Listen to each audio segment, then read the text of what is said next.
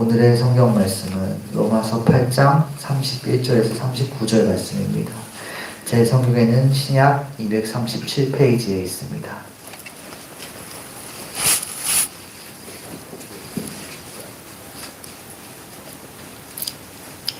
오늘의 성경 말씀은 로마서 8장 31절에서 39절 말씀입니다.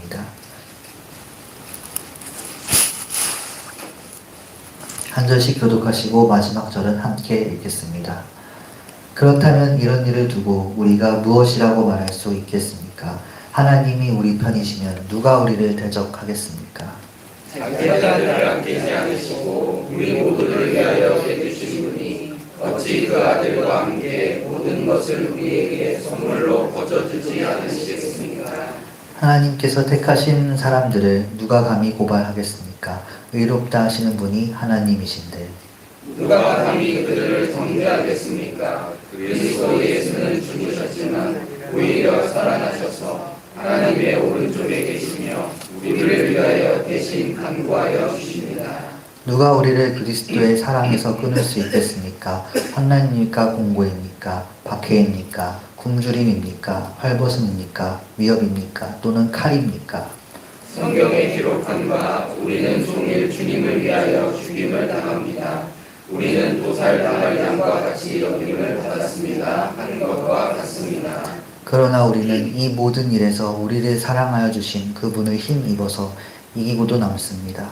나는 확신합니다. 죽음도 삶도 전사들도 권세자들도 현재일도 장래일도 능력도 함께 읽겠습니다. 높음도 깊음도 그 밖에 어떤 피조물도 우리를 우리 주 예수 그리스도 안에 있는 하나님의 사랑에서 끊을 수 없습니다.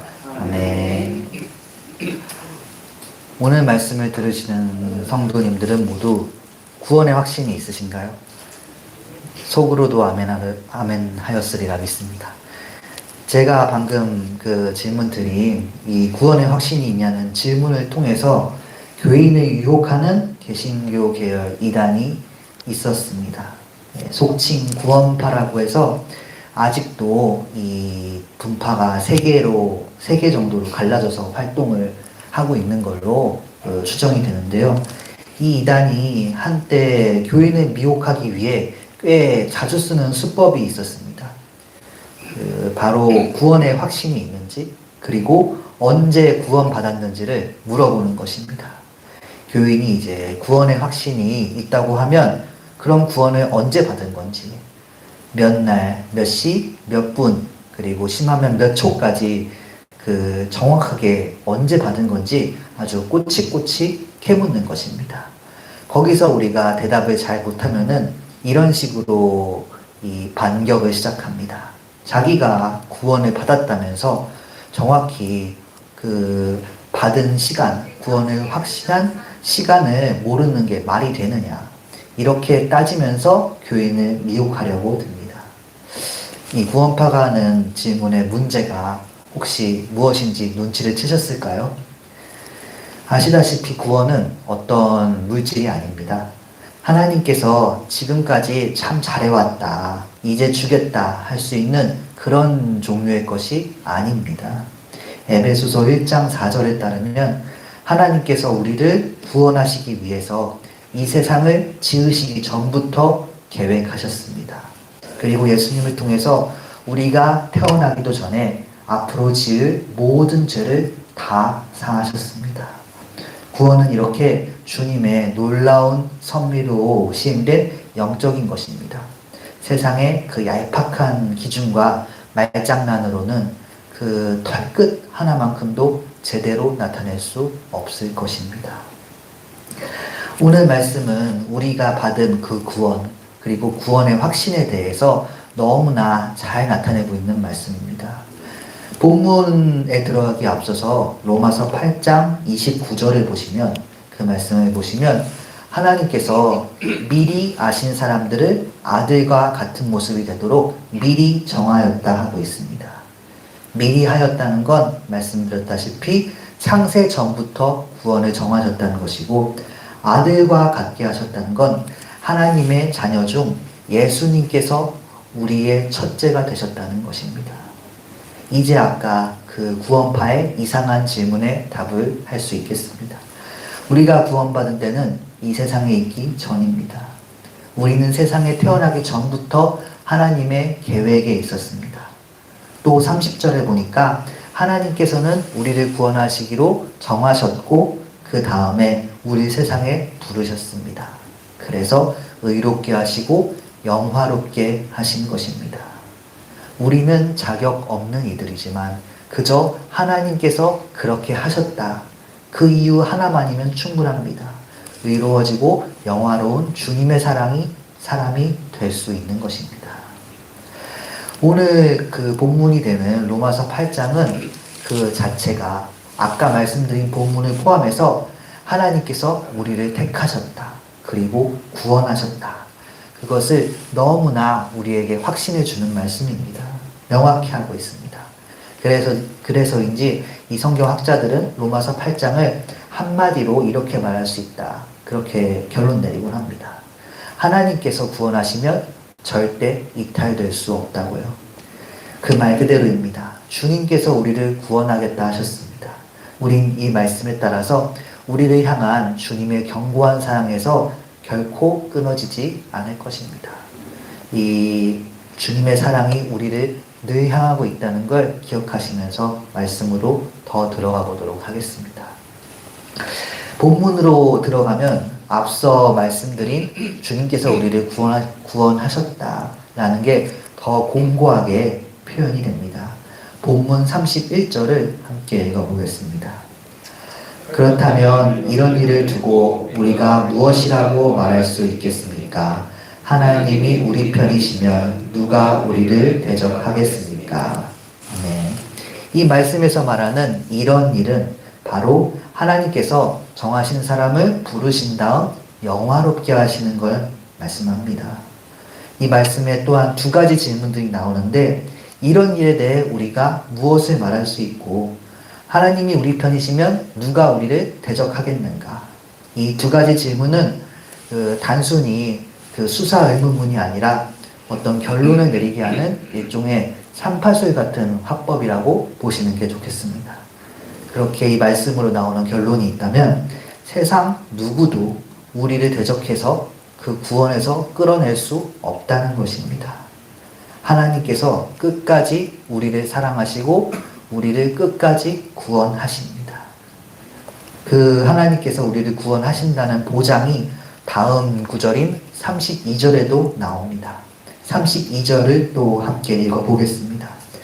자기 아들을 아끼지 않으시고 우리 모두를 위하여 내주신 분이 어찌 그 아들과 함께 모든 것을 우리에게 선물로 거저주지 않으시겠습니까? 아멘. 이 말씀에 따르면 주님께서 우리를 끝까지 구원으로 책임져 주신다고 하는데 그 보장이 바로 예수님입니다.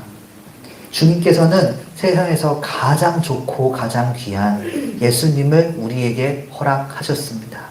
그렇기 때문에 그보다 더한 것들도 우리에게 허락하실 것인데 그 허락이 훨씬 이미 더 귀한 것을 주셨기 때문에 덜한 것들도 쉽게 주실 거라는 그런 말씀입니다.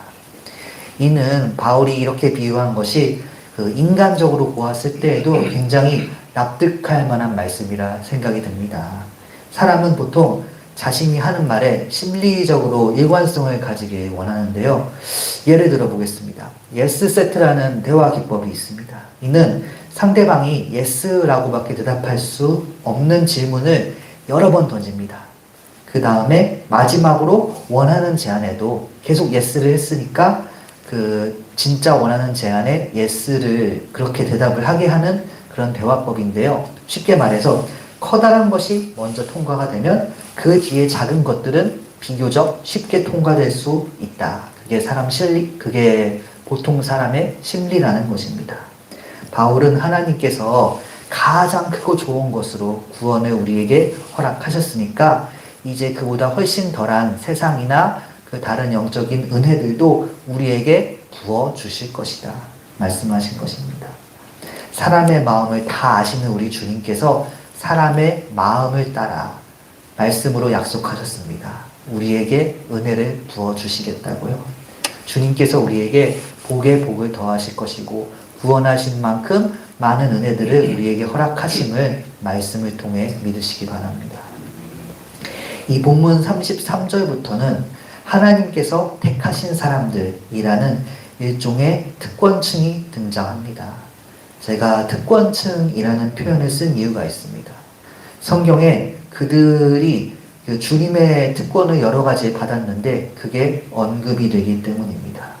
이 본문 33절에 보니까 하나님께서 택하신 사람은 주님께서 의롭다고 해주시기 때문에 누구에게도 고발당하지 않는다 합니다. 다음 구절인 34절에 보니까 예수님께서 강구해 주시기에 이 하나님이 택하신 사람들은 누구에게도 정죄받지도 않는다고 합니다. 자, 그럼 이 하나님이 택하신 사람들, 특권층이 대체 누구를 말하는 것인지, 그 축복받은 사람들이 누구인지 35절에 등장합니다. 35절을 함께 읽어보겠습니다. 누가 우리를 그리스도의 사랑에서 끊을 수 있겠습니까? 환난입니까? 공고입니까? 박해입니까? 굶주림입니까? 헐벗음입니까? 위협입니까? 또는 칼입니까? 이 말씀에서 보니까 33절부터 언급한 하나님께서 택하신 사람들, 주님의 특권층이 누구입니까? 바로 우리입니다. 그리스도의 사랑에서 끊어질 수 없는 우리인 것입니다. 앞으로 우리는 바울이 당했듯이 인생에서 시험이 있을 것입니다. 계속 겪어 오셨을 것입니다. 방금 읽은 말씀에서 말하는 환난이나 공고나 그런 것들 말입니다. 그렇게 인생에서 시험이 있어 왔고 또 있을 것인데 그럼에도 우리는 결코 그리스도의 사랑에서 끊어지지 않는다는 것입니다. 왜냐하면 주님께서 우리를 의롭다 해주셨고 예수님께서 우리를 위해 강구해 주신다는 그런 구원이라는 특권이 있기 때문입니다. 그것이 우리를 향한 주님의 사랑을 증명합니다. 36절 말씀대로 우리가 심지어 주님을 위해 도살당할 양 같은 그런 취급을 받는다 해도 괜찮습니다.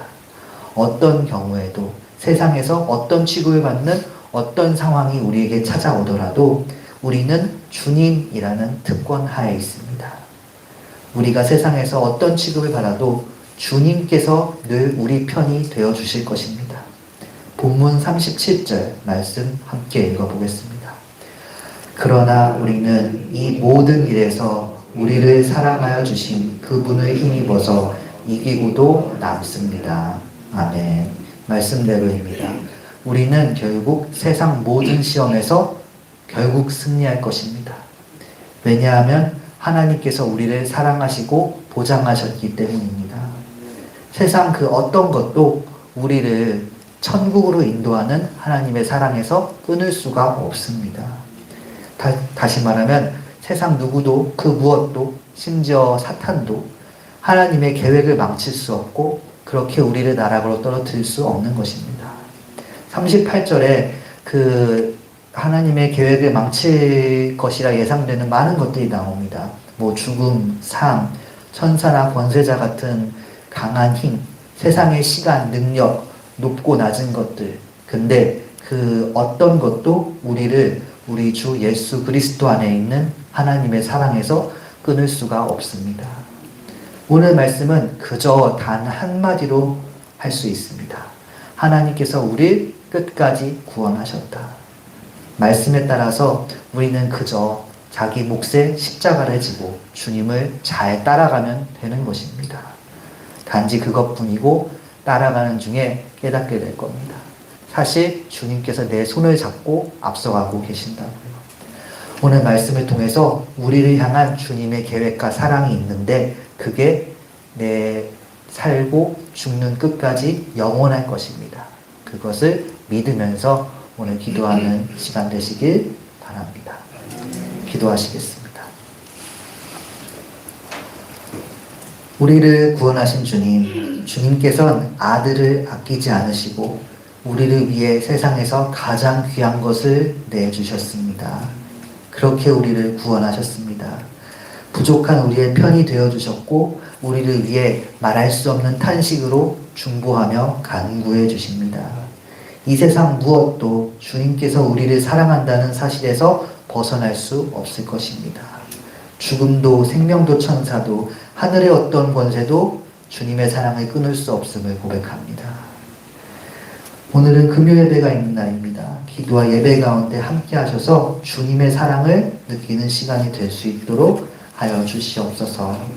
오늘 기도회와 오늘 예배와 그리고 주님 앞에 드리는 모든 헌금을 기억하여 주시어서 주님께서 우리의 기도 제목을 알아주실 것을 믿습니다. 또 성도님들 가운데 원하시는 마음의 소원이 있으면 그 기도를 들으시고 그 가족의 은혜를 부어주시어서 응답하여 주시옵소서. 아픈 한우와 아프고 여러 곤란한 상황에 처해 있는 모든 성도님들의 사정을 기억하여 주시어서 회복되게 하시고 혹은 주님의 뜻대로 인도하여 주시옵소서. 우리가 언제나 주님의 사랑 안에 있음에 감사드리며 살아계신 예수님의 이름으로 기도드렸습니다. 아멘. 하늘에 계신 우리 아버지여, 이름이 거룩히 여김을 받으시오며 나라가 임하시오며 뜻이 하늘에서 이루어진 것 같이 땅에서도 이루어지이다. 오늘 우리에게 일용할 양식을 주시옵고 우리가 우리에게 죄 지은 자를 사하여 준 것 같이 우리 죄를 사하여 주시옵고 우리를 시험에 들게 하지 마시옵고 다만 악에서 구하시옵소서. 나라와 권세와 영광이 아버지께 영원히 있사옵나이다. 아멘.